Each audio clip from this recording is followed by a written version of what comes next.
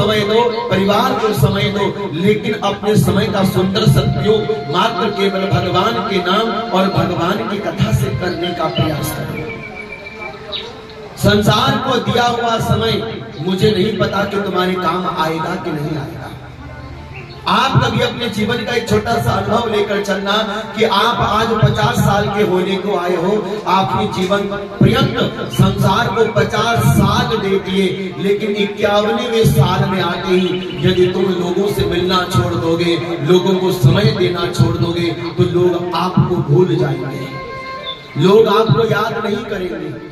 जब तक तुम्हारे पास तन का बल है, लोग तुम्हारे पीछे पीछे होंगे।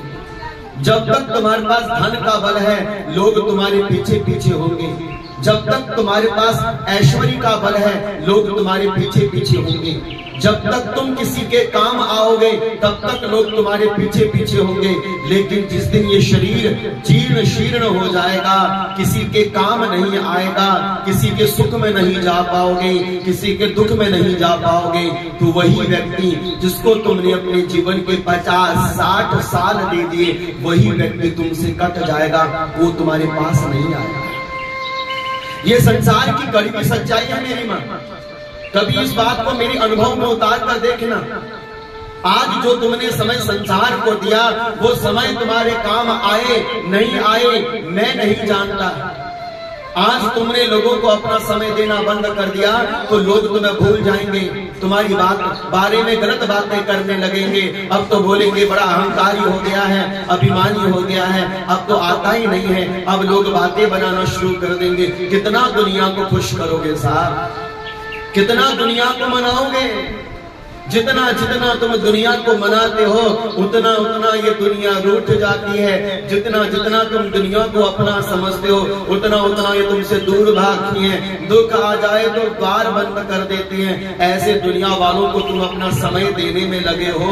मैं नहीं कहता कि समय ना दो, समय दो, लेकिन समय की कीमत को समझो, समय की नजाकत को समझो, और मेरी बात मानो कि तुमने आज तक जो समय संसार को दिया है, वो समय तुम्हारे काम आएगा नहीं आएगा मुझे नहीं पता। लेकिन आपने जो 3 घंटे भागवत की कथा को दिए हैं, विश्वास रखना ये 3 घंटे आपके जीवन भर काम आएंगे। आपको जीवन को बनाने के लिए ये 3 घंटे पर्याप्त है। भागवत की शरण में ये 3 घंटे तुमने जो दिए हैं, ये 3 घंटे तुम्हारे इस लोक को, परलोक को और तुम्हारे स्वलोक को सुधार रहे हैं। इसलिए अपना समय केवल भागवत को देने का प्रयास करो। कहीं पर भागवत की कथा हो, बैठने का प्रयास करो। अरे बहुत कर लिए तुमने संसार के काम, बहुत निभा लिए तुमने संसार के रिश्ते, आज तक संसार के काम तो ही करते हुए आ रहे हो। कोई एक दिन ऐसा बता दो कि तुमने संसार का काम ना किया हो। कोई एक दिन ऐसा बता दो कि तुमने बहू का काम ना किया हो।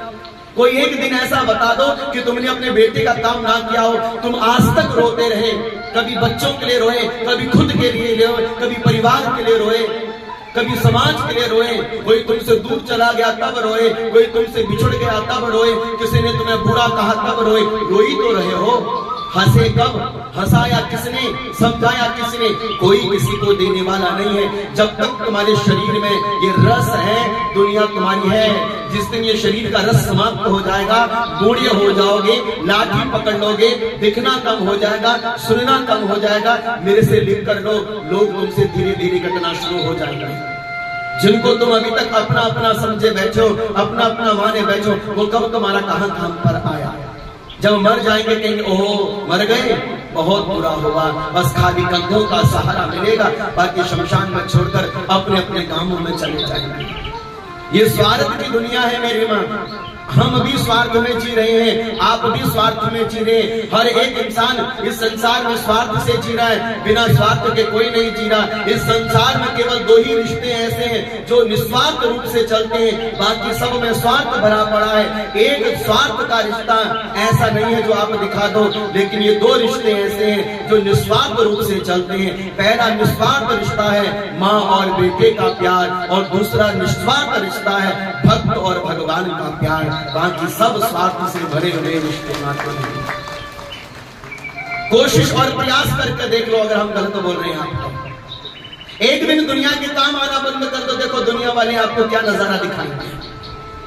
आपको सच्चाई बता देंगे कि आपकी हैसियत क्या है, आपको नजारा दिलवा देंगे कि हमारी हैसियत, हमारा पद हमारा कितना बड़ा है उनकी नजर में, कितना करोगे दुनिया के लिए।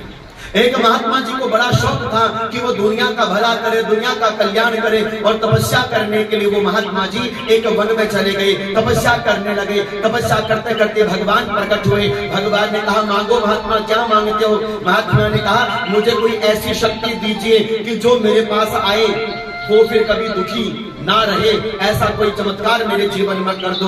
भगवान ने कहा ठीक है, क्या तुम अपना शरीर संसार को दे सकते हो? बोले मैं दे सकता हूँ, बस सुखी होना चाहिए। भगवान ने कहा ठीक है, हम तुम्हें एक ऐसा बल देते हैं, ऐसी शक्ति देते हैं कि तुम्हारे शरीर की एक खून की बूंद तुम जिसके लिए लगाओगे वो व्यक्ति सुखी हो जाएगा। अब महात्मा जी संसार में पहुंचे, एक दुखी व्यक्ति, महात्मा जी क्योंकि लोगों का तो आश्रय है कि हम दुखी हैं, सुखी होने वाला भी दुखी है। अच्छा, जिंदगी भर रोते रह गए, सुख है तो भी रो रहे, धन है तो भी रो रहे। अरे कभी तो हंसो साहब, कभी तो मुस्कुराओ, कभी तो खिलखिलाओ। जीवन की शुरुआत रोने से हुई और आज तक रोते चले जा रहे हैं। सब कुछ होने के बाद भी नहीं हंसे। अब महात्मा जी के पास लोगों की भीड़ लग गई। महात्मा जी शरीर का एक खून निकालते, उसके जीभ पर रखते, वो व्यक्ति ठीक हो जाता। अब तो महात्मा की ख्याति दूर दूर तक पहुंचने लगी। हट्टे कट्टे महात्मा जी थे, लेकिन दुनिया को रक्त दान करते करते पतले होने लग गए। अब तो महात्मा जी के प्राण बचाना मुश्किल हो गया। महात्मा जी बोले भलाई का काम करते करते अपने संकट आफत पर आ चुकी है। अब तो महात्मा जी 7 बंद दरवाजों के पीछे बैठ गए, लेकिन दुनिया कहाँ मानने वाली थी। लातों से हथौड़ों से तोड़कर बंद 7 दरवाजों के पीछे महात्मा को निकाला और खंबे में टांग दिया, और जितना खून था महात्मा का सब निकाल दिया। कहां तक संसार, कहां तक। इसलिए हमारा दास का कहना मानो, रिश्ते निभाओ, परिवार निभाओ, लेकिन मन वही रखो जहां हमने जाना है, भाव वही रखो जहां हमने पहुंचना है, उसी को अपना मानो जिसके साथ आज का नहीं अनंत जन्मों का रिश्ता है तुम्हारा। ये भागवत तुम्हें सिखा रहा है। इसलिए भागवत कहते हैं अपने जीवन को मंगल बनाना। कौन शिक्षा देगा ऐसी शिक्षाएं कोई नहीं देगा। मेरी माँ आपको ऐसी ज्ञान की बातें भागवत के अलावा कोई नहीं बताएगा। हम तो मात्र केवल संसार में जी रहे हैं। कोई कमाने की शिक्षा दे रहा है, कोई लूटने की शिक्षा दे रहा है, कोई अधर्म की शिक्षा दे रहा है, लेकिन भागवत कथा ऐसी है जो आपको धर्म से जोड़ती है और धर्म की शिक्षा देकर भगवान का बनाकर अंत में आपको भगवान के हाथों में सौंप देती है। ऐसे भागवत की कथा का रसास्वादन अब नहीं करोगे तो वहां कब करोगे? अपने जीवन को मंगल आचरण से जोड़ने का प्रयास करो। इसलिए वेद व्यास जी कहते हैं जब भक्त भागवत की कथा को सुनेगा तो उसे मंगल आचरण के लिए हम ये 3 श्लोक दे देते हैं। आप भी जरा हाथ जोड़ के इन 3 श्लोकों को सुन लो। भागवत के ये 3 मुख्य श्लोक हैं। जन्माधस्य यतोऽन्वयात् चाथेषु विज्ञस्वरा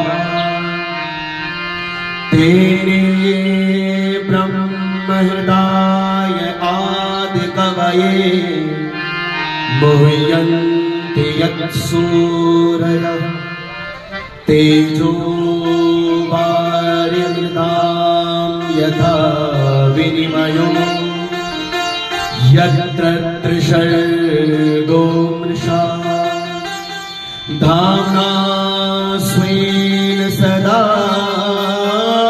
निरस्तकुहकं सत्यं परं धीमहि सत्यं परं धीमहि धर्मः प्रोज्झितकैतवोऽत्र परमो निर्मत्सराणां सतां वेद्यं वास्तवमत्र वस्तु शिवदं तापत्रयोन्मूलनम् श्रीमद्भागवते महामुनिकृते किं वा परेरीश्वरा सद्योरित्यवरुद्धते अत्र कृतभिः शुश्रूषभिस्तच्छ्रा निगमकल्पतरोर्गलितं फलम् शुकमुखातम्रतद्रवसंयुतं पिबत भागवतं रसमालयं मुहुरहो रसिका भुवि भावुका। ये सुंदर 3 श्लोक है मंगलाचरण के भागवत। अच्छा, 3 श्लोकों की महिमा और वर्णन तो बहुत दीर्घ है। इन श्लोकों की जितनी व्याख्या करो उतनी कम है। लेकिन एक छोटी सी बात हम इनको संक्षेप में आपको समझाते हैं कि क्या लिखा है इसमें। इन मंगलाचरणों में लिखा है कि भागवत सुनने वाले भक्त को पहले इस बात का ज्ञान होना चाहिए कि जिस भगवान की कथा तुम सुनने के लिए जा रहे हो वो भगवान कैसा है। अच्छा मेरी माँ, भगवान कैसा है? कैसा है भगवान? ना छोटा है, ना बड़ा है, ना काला है, ना नीला है, ना पीला है, ना गोरा है। भगवान कैसा है? भगवान सत्यम परम धीमहि। भगवान कैसा है? बोले भगवान मात्र केवल सत्य है। सत्य ही ईश्वर है और ईश्वर ही सत्य है। सत्य के अलावा इस संसार में और कुछ भी नहीं है। भगवान क्या है? भगवान सत्य है, बाकी संसार असत्य है। संसार में जो दिखे वो असत्य है, संसार में जो होता है वो असत्य है। मात्र केवल ब्रह्म सत्य है और जगत मिथ्या है।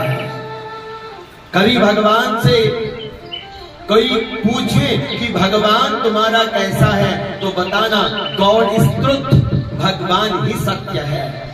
अच्छा मेरी माँ, आप बताइए क्या भागवत जी झूठ बोल रही है कि भगवान सत्य है?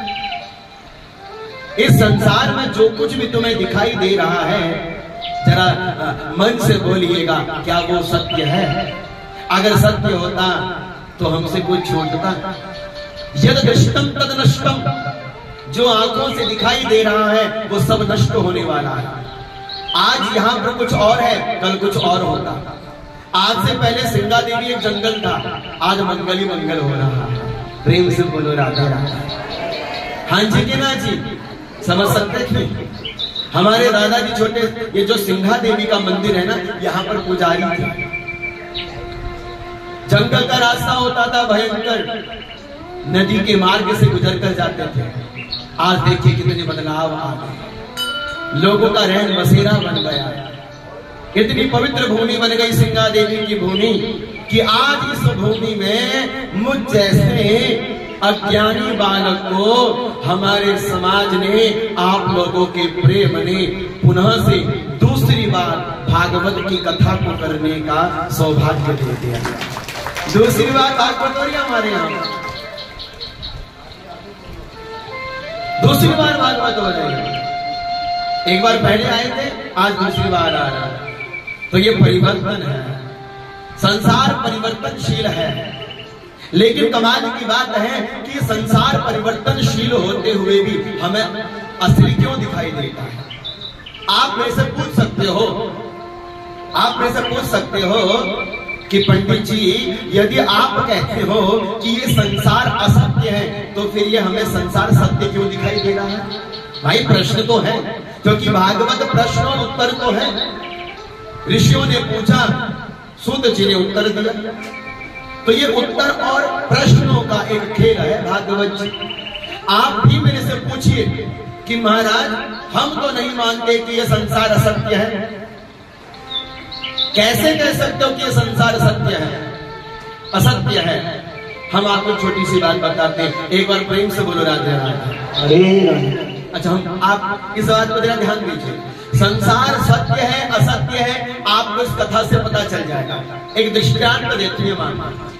एक बार एक गरीब बालक था, गरीब बच्चा था, ज्यादा नहीं था, कुछ 2 वक्त की रोटी भी नहीं मिलती थी खाने को। लेकिन एक दिन ऐसा हुआ कि उसको कहीं से एक असली मोतियों की माला मिल गई और उस मोतियों की माला को वो बच्चा जो गरीब था अपने गले में पहनकर बाजार में निकला।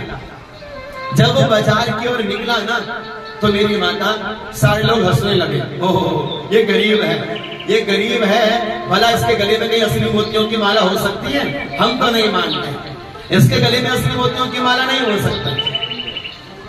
अब ये विदित है, ये आप जानते हैं कि भले ही वो बच्चा गरीब है लेकिन उसके गले में जो मोतियों की माला है वो अच्छी माला है, सच्ची माला है, सच्चे मोतियों की माला है।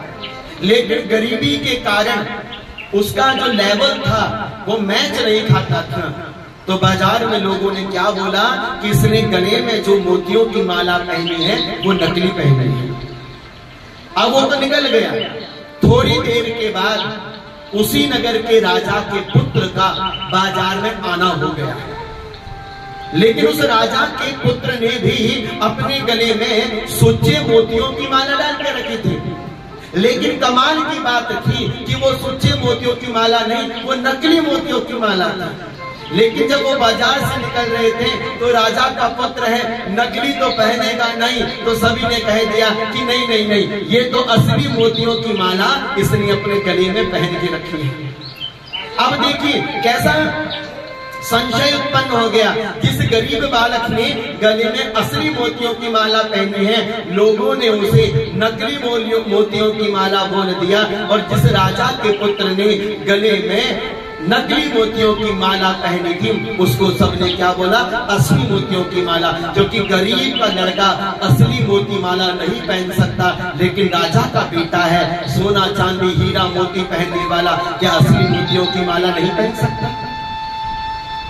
अब मैं भी आपसे यही पूछना चाहता हूँ और यही इस प्रश्न का उत्तर है कि मेरी माता, दिखने में ये संसार एक नकली मोतियों की माला की तरह है, लेकिन जब मेरे मुरली वाले ने, जब मेरे भगवान ने, जब मेरे डमरू वाले ने इस नकली मोतियों की माला को उस राजा के बेटे की तरह अपने गले में पहना, तो ये नकली दिखने वाला संसार भी हमको असली दिखाई देने लग गया। इसलिए ये संसार असत्य होते हुए भी हमें सत्य दिखाई देता है।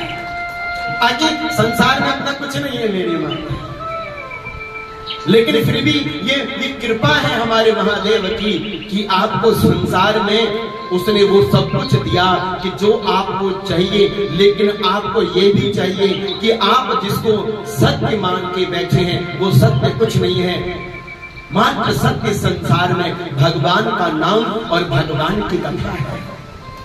ऐसे भगवान सत्य संकल्प स्वरूप भगवान है। ऐसे भगवान का आश्रय बिंब लेने से इंसान के मन की नकारात्मकता दूर हो जाती है। और भागवत की कथा भी कहती है कि यदि आप भगवान से जुड़ना चाहते हो तो आपके सामने बहुत रास्ते हो सकते हैं, लेकिन भगवान से जुड़ने का मात्र केवल एक रास्ता है और वो है सत्य का रास्ता। लेकिन ये कलयुग का समय है और इस कलयुग के समय में सत्य का आश्रय लेने वाला व्यक्ति नहीं दिखाई देता है। हम हर पल प्रतिक्षण पल पल झूठ का सहारा लेते हैं। हम झूठ बोलकर अपनी आजीविकाओं को चलाते हैं। अधर्म के स्थान पर भी झूठ बोलकर हम अधर्म का बढ़ावा देते हैं। लेकिन याद रखिए मेरी माता, झूठ एक बार बोलोगे और एक झूठ को छिपाने के लिए आपको 100 झूठ बोलने पड़ेंगे। लेकिन सत्य में इतनी ताकत है कि एक बार सत्य बोलने से आपके 100 झूठ मर जाते हैं। लेकिन सत्य बोलने की भी हिम्मत होनी चाहिए। सत्य सबके जीवन में नहीं होता, क्योंकि जिसके जीवन में सत्य है उसके जीवन में भगवान है। क्योंकि सत्यम शिवम सुंदरम, सत्य ही ईश्वर है और ईश्वर ही सत्य है। लेकिन सत्य बोलने की हिम्मत, सत्य बोलने की ताकत भगवान सबको नहीं देता। आज हम समाज में जी रहे हैं, आप भी उसी समाज में हो, हम भी उसी समाज में। अच्छा मन से बोलिए, हम कितनी बार दिन भर में झूठ बोल देते हैं? कितनी बार? हम आपकी बात नहीं करेंगे, हम अपनी भी बात करेंगे। हम भी कोई दूध के धुले नहीं है। आप भी कोई दूध के धुले नहीं होंगे, इंसान हो, गलतियां होना स्वाभाविक है। लेकिन तुम ये बोल दो कि मैंने जीवन में कभी झूठ नहीं बोला, मैं नहीं मान सकता। अगर कोई मान सकता है तो बोलिए हाँ जी, मेरी माँ। कोई मान सकता है कि मैंने जीवन में हमने जीवन में झूठ नहीं बोला? कोई मान सकता? हाँ जी कि ना जी? अरे बोलो तो, नहीं मानना। ये सत्य किसी की मत मानना कि हमने कभी जीवन में झूठ नहीं बोला है। आपके मुस्कुराते हुए और लटके हुए चेहरे बोल रहे हैं हाँ महाराज हम तो झूठ बोलते हैं। देखिए, अपने हित के लिए कहीं हो, झूठ बोलने में बुराई नहीं है, लेकिन हर क्षण झूठ का सहारा लेने वाला व्यक्ति जीवन पर्यंत दुखी रहता है। अच्छा देखो मेरी बात, झूठ बोलने से प्राप्त कुछ नहीं होता, लेकिन हम झूठ बोलकर उस एक झूठ को सत्य से बचाने का प्रयास करते हैं।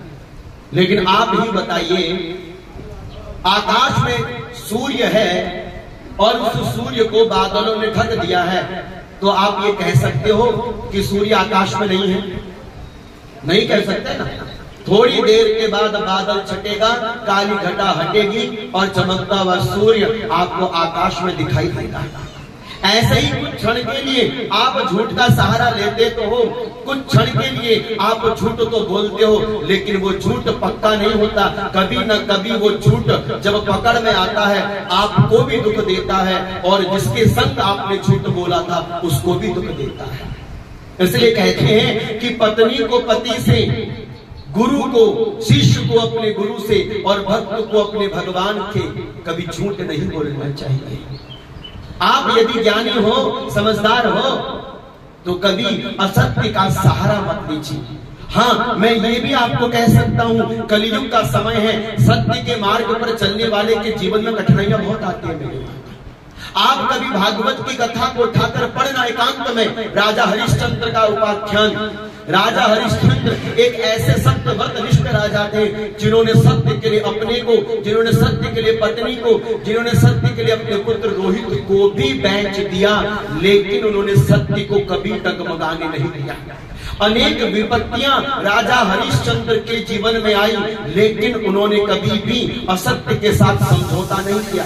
सत्य की पराकाष्ठा में जिंदा रहे। अनेक प्रकार की कठिन परीक्षाओं से राजा हरिश्चंद्र को निकलना पड़ा, लेकिन राजा हरिश्चंद्र का नियम था, सूरज करे, चंद्र करे, करे जगत व्यवहार, लेकिन पैदृढ़ हरिश्चंद्र का करे न सत्य विचार।